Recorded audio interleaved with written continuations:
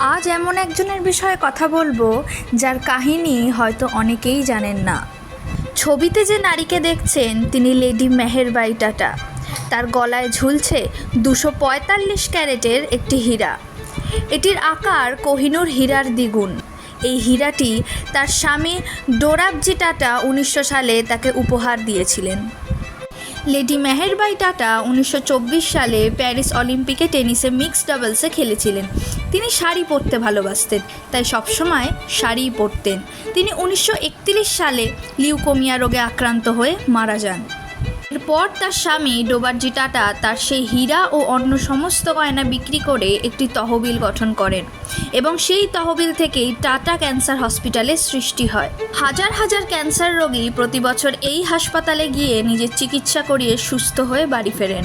নোবেলজয়ী British সাহিত্যিক William গোল্ডিং বলেছেন, মেয়েরা বোকা দেখেই তারা পুরুষের সমান অধিকার দাবি করে, কারণ মেয়েরা জানে না তারা পুরুষের চেয়ে অনেক বেশি উচ্চতর।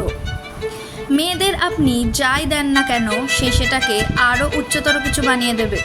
আপনি মেয়েদের শুক্রাণু দেবেন, সে আপনাকে সন্তান দেবে। আপনি তাকে একটা ঘর দেবেন, সে সেটাকে বাড়ি বানিয়ে ফেলবে।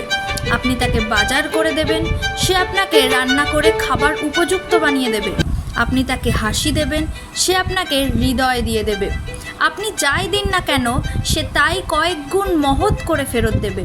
আপনি যদি তাকে যন্ত্রণা দেন তবে রেডি থাকুন, সে আপনার জীবন জাহান্নামও বানিয়ে দিতে পারে।